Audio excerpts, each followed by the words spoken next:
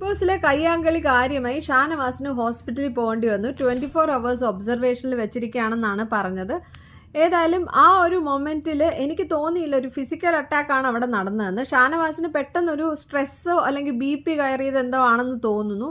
ഏതായാലും നെവിനും അക്ബറിനും ആര്യനും ഈ ഒരു ഡ്രാമയാണെന്ന് തോന്നാൻ കാരണം തന്നെ എനിക്ക് തോന്നിയത് ഷാനവാസോ അവിടുത്തെ മറ്റുള്ള കണ്ടസ്റ്റൻസോ പെട്ടെന്ന് മെഡിക്കൽ കെയർ കിട്ടാനുള്ള അർജൻസി കാണിക്കുന്നില്ല. ബിഗ് ബോസ് പോലും അങ്ങനെ ഒരു എഫേർട്ട് ഇടുന്നതായിട്ട് നമ്മൾ കാണുന്നില്ല. ആകെ അനീഷിന് മാത്രമാണ് കുറച്ച് കൺസേൺ കണ്ടത്.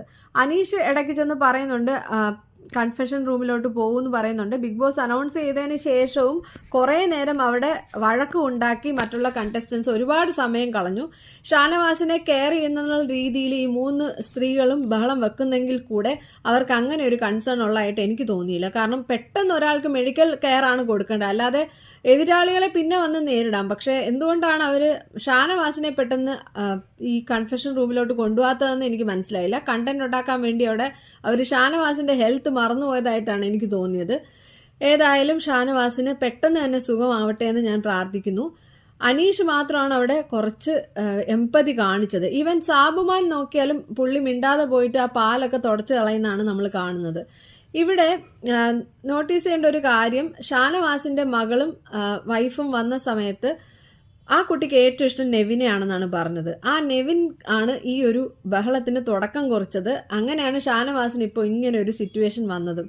ആ കുട്ടിക്ക് എന്തൊരു ഹെൽപ്ഫുൾ ആയിരിക്കും ഇങ്ങനെ ഒരു കാര്യം. എനിക്ക് ഷാനവാസിന്റെ പല ബിഹേവിയറും ഇഷ്ടമല്ല, നെവിന്റെ ഇപ്പോഴത്തെ ബിഹേവിയറും എനിക്ക് ഇഷ്ടമല്ല. പക്ഷേ ഇവരെങ്ങനെയാണ് ഇങ്ങനെ എമ്പതി ഇല്ലാതെ കളിക്കുന്നതെന്ന് എനിക്ക് മനസ്സിലാവുന്നില്ല. ഇതിന് മുന്നത്തെ സീസണിലൊക്കെ ഒരു 80 days ഒക്കെ ആവുമ്പോഴത്തേനും കണ്ടസ്റ്റൻസ് തമ്മിൽ നല്ലൊരു ആത്മബന്ധം ഉണ്ടാവുകയും പിന്നെ അവർ കുറച്ച് ഫണ്ണായിട്ട് മുന്നോട്ട് പോവുകയും കാമായിട്ടിരിക്കുന്നതാണ് നമ്മൾ കാണുന്നത്. പക്ഷെ ഇപ്പോൾ ഈ 3 പേർക്കും ക്യാപ്റ്റൻസി കൊടുത്തതും അവർ ക്യാപ്റ്റൻസിയെ ഒരു ബുള്ളിങ്ങിനുള്ള ലൈസൻസ് ആയിട്ടാണ് കണക്കാക്കുന്നതെന്ന് തോന്നുന്നു.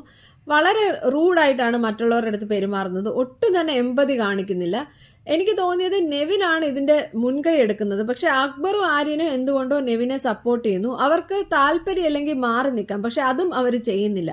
ഈവൻ ആര്യന്റെ ചില ബിഹേവിയർ ഇഷ്ടപ്പെട്ടില്ല എന്ന് നൂറ ആദിലയോട് പറയുന്നുണ്ട്.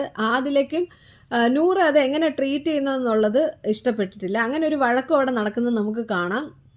ഈ കണ്ടസ്റ്റൻസ് 3 പേർക്കും നല്ല സപ്പോർട്ട് ഉണ്ടായിരുന്നായിരുന്നു. അവർ തന്നെയാണ് അത് തകർത്ത് കളഞ്ഞത്. ഇനിയിപ്പോൾ ആരെങ്കിലുമൊക്കെ വെളിയിൽ പോകുന്നത് നമുക്ക് കാണാവുന്നതേ ഉള്ളൂ. സാബുമാൻ മിക്കവാറും അവിടെ സേഫ് ആയിരിക്കും എന്നാണ് എനിക്ക് തോന്നുന്നത്. ഏതായാലും നൂറ ആയിരിക്കും മിക്കവാറും ടിക്കറ്റ് ഫിനാലെ ഫൈനലിലോട്ട് പെട്ടെന്ന് എത്താൻ പോകുന്നത്. ആര്യനെ പിന്തള്ളിയിട്ട് നൂറയാണ് ഇപ്പം മുന്നിൽ നിൽക്കുന്നത്. ആര്യനും എവിടെയൊക്കെയോ ആ ഒരു